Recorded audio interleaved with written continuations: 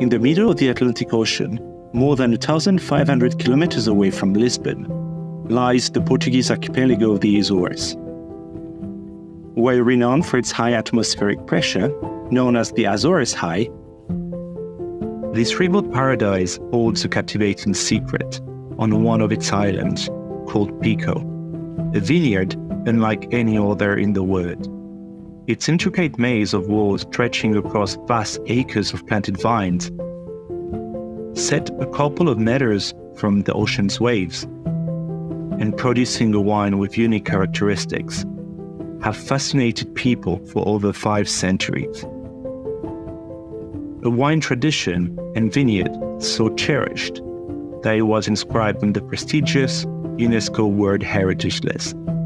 Not forgotten, Pico wine used to grace the palates of American revolutionaries and the mighty Tsars of Russia.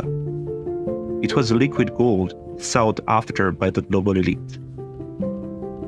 Join me on an extraordinary journey as we revisit the incredible history of this unique wine and meet the intrepid winemakers of Pico Island.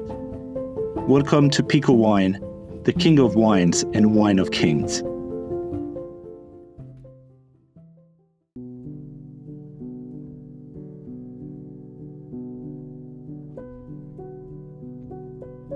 When I first arrived to Pico from the neighboring island of Fayal, I was very surprised to see how different it felt compared to the other Azorean islands I had visited before.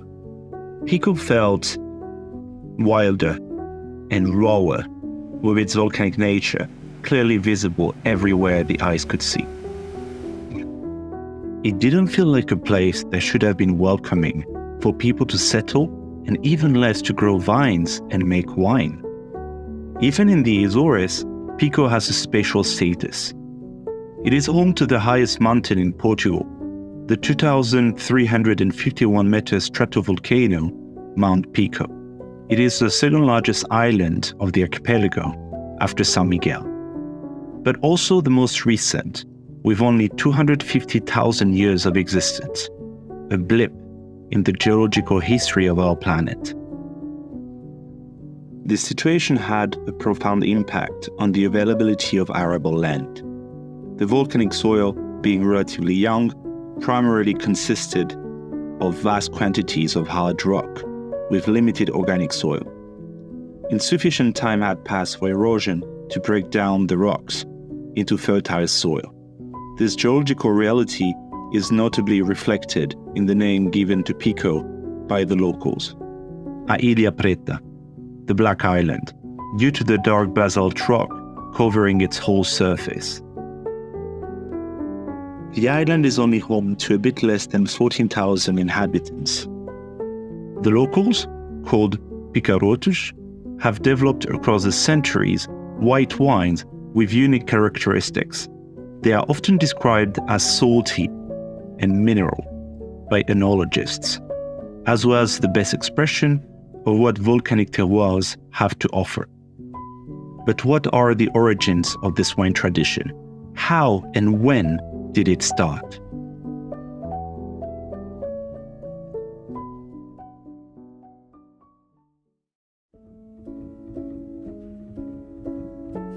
Pico was discovered in 1427 by Diego de Silves. Settlement was not an obvious choice at first, and many called the island cursed, like the author Chagas, who described Pico in 1717, the monstrous, hideous, uncultivated island, with such dark stone that seems to have been devoured by all the fire from hell. So in terms of the history of the island, you need to understand it the way conquerors saw it hundreds of years ago, right? There's a story that is told that the first people that came here, they quickly ran away because they thought this was so inhospitable that nothing could be grown in here. According to Silvia Olivenza, only from the 1480s onward was Pico Island significantly populated by Portuguese, but also French and Flemish settlers. This was due to an agreement between Isabella de Portugal, and the Duchess of Burgundy, who wanted to create a safe and neutral exile-like region for nobles from Flanders, where the Duke of Burgundy was invading this territory. As often with wine, the history of this beverage in the island started with monks. Winemaking in the island was, from what we know, started by a Franciscan priest. So it said it came from Sicily in Italy, and with him he brought the first plant. His name was Pedro Gigante, or in a literal translation, Peter the Giant. He was said to be a very tall man, and he settled in Silveira, so a very small place here in the island, and that's where he started the production of wine. Obviously, because he needed it to do the service, the Sunday service. So that's really how it started here in the island. At this point in time, wine production in Pico served primarily for local daily consumption and had not yet evolved into an export-oriented industry. The wine production of Pico was concentrated in the south of the island.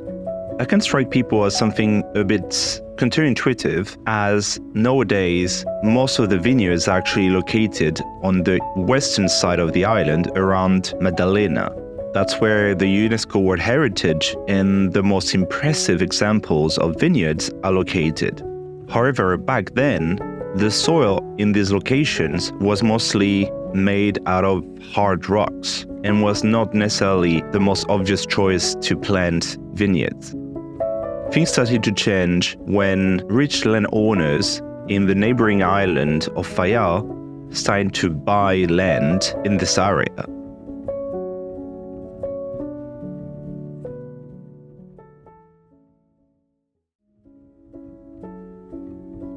By the beginning of the 16th century, Pico had already gained a reputation throughout the Azores for producing the finest wine in the archipelago. This was due to its soil, which, even if it was really poor, pushed the vines to produce the most amazing grapes. Of course, having no organic soil on the top of the vineyards means that the vines have a big effort to survive. So they are under stress the whole time. They have to find their way to survive in the rock cracks. I think the dimension that you feel in these wines comes also from that difficulty. Its remarkable wine potential, combined with its proximity to Fayal, caught the interest of wealthy families from the neighboring island. They gradually began acquiring land around Maddalena, with the intention to establish vineyards. This marked a significant shift in the organization of the territory, particularly on the western side of the island. With the influx of investment, manor houses emerged along the coastline, belonging to these affluent families who primarily resided in Fayal.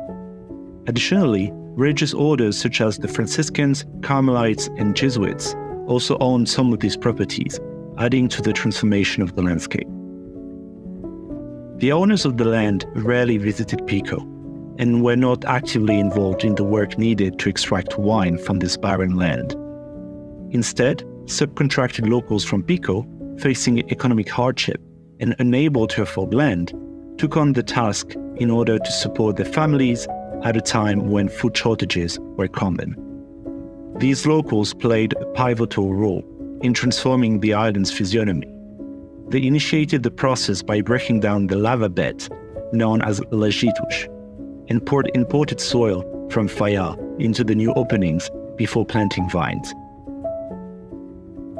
This soil was quite expensive and was extracted from lands owned by the same wealthy families who possessed the vineyard land in Pico, further disadvantaging the local picarotus when it came to owning their own vineyards. However, planting vines in such a desolate soil that required intensive work and breakdown to yield anything was not the only challenge when it came to making wine in Pico. The climate in Pico, it's very harsh, right? We have a lot of storms. This is a tropical part of the globe.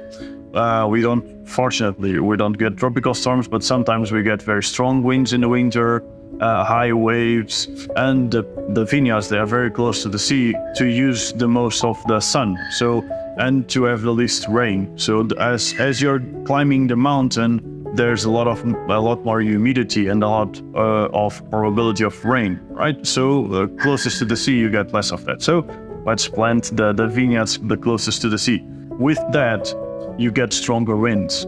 And with stronger winds, usually comes, if you're close to the sea, comes salt. A lot of salt particles from the waves. And so they needed to protect the vineyards from that. And with that, the cleaning of the spaces to plant the vineyards, they had leftover rocks. And so what they did to protect the vineyards was basically build walls. So the walls, they are built by hand. They have no cement, no glue, no nothing, no sticks, nothing. They are just rock on top of rock on top of rock. And you have walls with hundreds and hundreds of years. Those walls, they are built in squares, usually either squares or rectangles, but never round. So usually rock on rock, they would get at least at waist high. And the point was that you could see into the vineyard, but that the plant was protected. And with that, you would create a maze inside your vineyard. And the thing is that the better the maze, the quicker you were going through the vineyard to checking all, to picking all. And so it's a real science doing so. Obviously, nowadays we understand that it protects, right? But we also understand, for example, that the dark rock holds heat, right? So in the summer, all the heat that the rock, either from the walls and from the bottom, can hold, it's then released during the night. So if you go to the vineyard, for example, in the early morning, and then you put your head lower, you can still feel the heat coming out of the rock. So that just helps the plant to grow and to feel, obviously, just very strong in the way it exists. Finally, the holes in between the millions of small stones allowed the walls to be stable, but were also not offering too much resistance to the wind, allowing part of the breeze and water to come through, as well as some salt, which also contributes to the identity and excellence of Pico wine. That also meant that the salty Atlantic winds still do some damage to a percentage of the vines, reducing the yield, but also leaving the best grapes to be used for wine production. The vast expanse of stone walls, known as courage, stand as an impressive testament to the extraordinary efforts of the locals. It is astounding to note that if these stone walls were laid end to end, they would encircle the earth twice over. There are places where you can see this kind of stone walls, but the size, the dimension of the area that the men built 500 years ago, so about 15,000 hectares of walls. It's one of the biggest constructions of the humankind, so that is very important.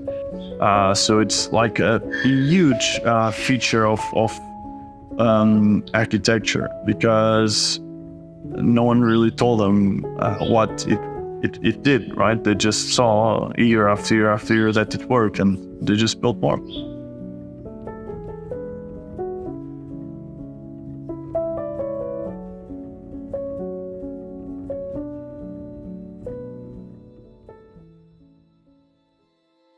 From the end of the 16th century onward, wine export became the main source of revenue for the people from Pico.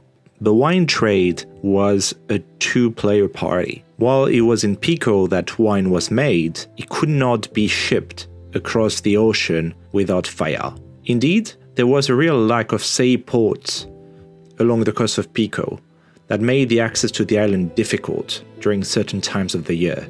And even the available anchorage areas could only serve smaller vessels. For this reason, Pico was quite isolated, and the only safe port for shipping wine globally was the nearby Bay of Horta in Fayal. The wine trade led to the prosperity of the religious orders, the landed gentry and the upper class of Fayal, who were the owners of the Pico Vineyards, and masters of the wine trade. The local picaratus did not really benefit so much from it. Originally, the wines were exported as fire wine, then as Pico fire, and only later as Pico wine, which clearly shows how much the balance of power between fire and Pico was in favor of fire. Until the middle of the 19th century, the commercialization of Verdelho wine was crucial to the economy of Pico. It is what made the island and the Azores known internationally.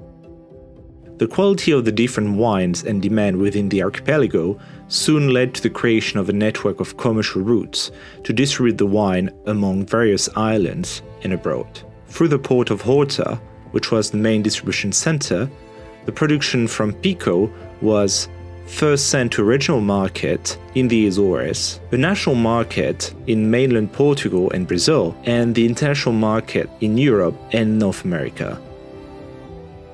Pico's fortified and late harvest wines represented the majority of the demand outside of the Azores during that period. They were highly sought after by all the elite in Europe and in North America. If you read, there's a book about Pico wines. That book says, and there are evidence that the Declaration of Independence in America, the toast that they did was with the wine from Pico. It was not with the wine from anywhere else in the world. It was a wine from Pico. Well, it was a wine from Madeira. But also in the history book, there is the thing that for every 3 casks of Madeira wine, 2 were from Pico. So let's just call it Pico wine because it's easier and it's more truthful. These wines were on the top list of Europe and the Americas at that time, so before the independence. These wines were on the top list of the kings, of the governors in Europe and in the Americas. So it has a lot of history. So it's very difficult to replicate this. It's unique. This period really was the golden age of winemaking in Pico, and the time where the reputation of the island in the world was established. However, like all good things, it came to an end with the eruption of lots of grape diseases from the US, which ravaged the vineyards in Pico and initiated a massive change in the industry. First the odium between 1852 and 1854, and then the phylloxera plagues from 1872 to 1874 completely destroyed the Azores vineyards. Phylloxera proved to be the final blow to the Pico wine industry, inflicting devastating consequences on the livelihood of thousands. This minuscule insect wreaked havoc on the root systems of the majority of the vineyards on the island, leading to widespread destruction.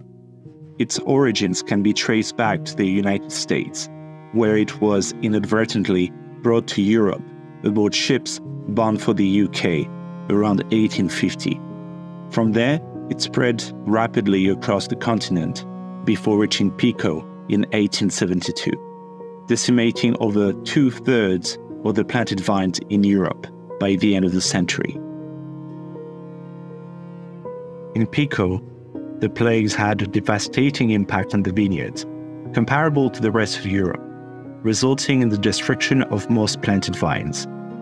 Once boasting 150 wine producers at its peak, the island saw only a few remaining by the early 20th century. These diseases had a huge economic and social impact in Pico, since wine production had become a subsistence strategy, a locally adapted project in an island where cereal culture was less favorable. It wasn't just vineyard owners who were impacted, also everyone else who participated in the process of producing and transporting wine, such as barrel makers, cellars, basket makers, ox cart drivers, and day laborers. Soon, the vineyards became abandoned. Part of the population looked desperately for land to cultivate. Desertification, loss of soil, a ground that cannot retain rainwater, and the cursed land seemed to be back. So after that, obviously, we had different periods. We had a lot of immigration, depended on, for example, the eruptions. Every time that the volcano erupted, either here or in Fayal, there was an immigration exit, usually to America or Canada. So that's the reality here. Every time that there's a natural disaster that it's not explained, people usually leave. And with people leaving lives the workforce, and without workforce, it's so hard to work this vineyards that if they leave, there's nothing to be here no one here to work. During this period, half of the population from Pico and Fire Islands migrated to the United States. As a replacement, whale hunting also became an alternative subsistence strategy for the locals. Sulfur was effective against odium, but the only solution for phylloxera was to switch from the autochthonous grapes, Verdelho dos Azores, Arinto and Terraced, to disease-resistant vines imported from the United States. These hybrids, offsprings of the European and various American grape varieties, inherited resistance to phylloxera from their American parentage. Among these, a variety called Isabella, introduced to the island by American immigrants, became particularly popular. As time passed, the unique native grape varieties of the island began to disappear. Fortunately, a handful of dedicated vine growers in the old vineyards of Cria Somberia, next to Madalena, took it upon themselves to graft and preserve this precious heritage. The so-called North American new grape, Isabella, gave birth to a new style of wine known as Vinho de Cheiro, which dominated the island's wine scene in the following decades. Vinho de Cheiro became the wine of choice for everyday consumption and religious ceremonies, but fell short in comparison to the historic wines of Pico, and was not deemed suitable for export.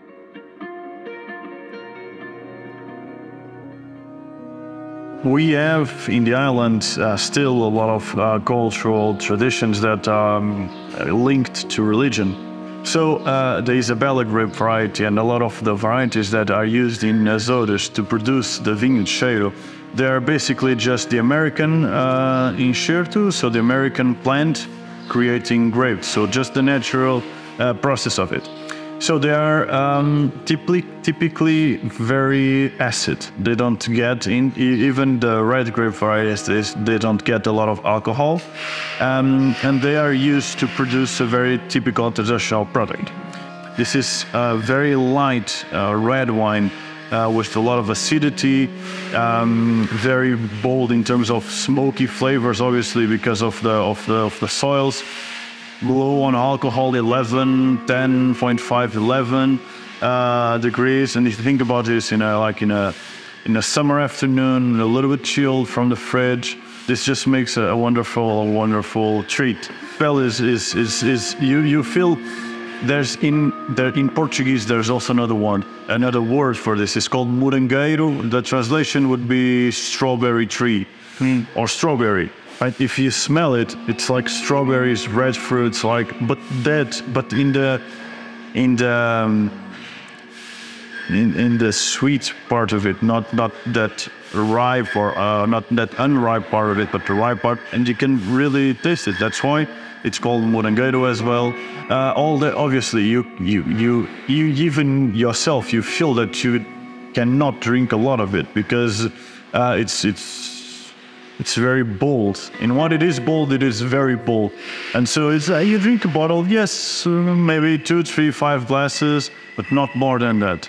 And it's usually something that gives horrible hangovers, I would say, yeah.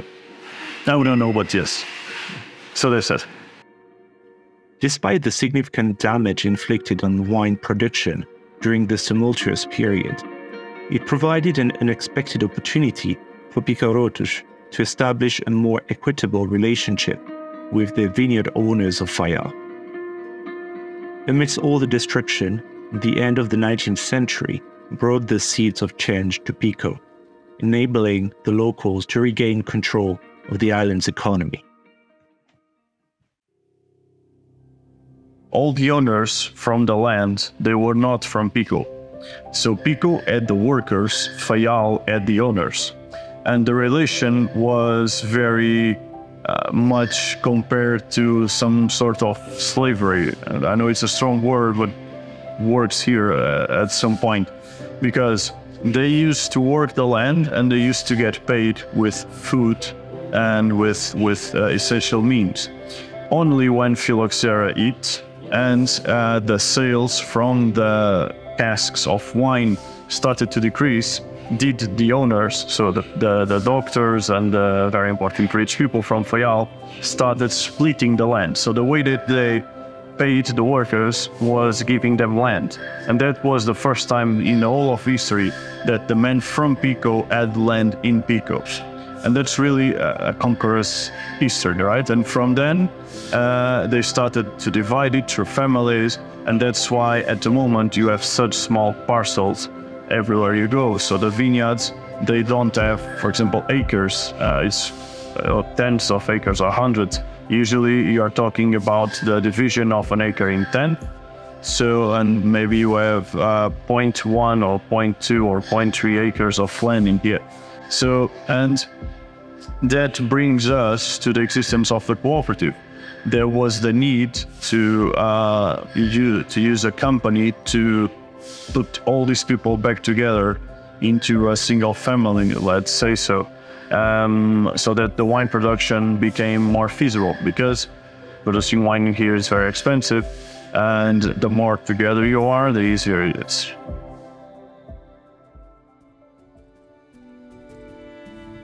Through this fascinating journey through time, we have witnessed the rich and famous history of Pico wine rooted in the volcanic soil of the Azores, where locals have harnessed the untamed terrain to cultivate exceptional vineyards. The Converge alone stand as a testament to their determination and ingenuity. Through centuries of hard work and unwavering commitment, they have transformed the rocky terrain into fertile ground, capable of producing wines of unparalleled quality. However, the 19th century brought great challenges to the Pico wine industry, with the devastating spread of vine diseases. These destructive forces threatened to wipe out the vineyards entirely, casting a shadow over the future of Pico wine. The devastation caused by vine diseases, while terrible for the vineyards, paradoxically sparked a renewed vigor in the winemaking tradition.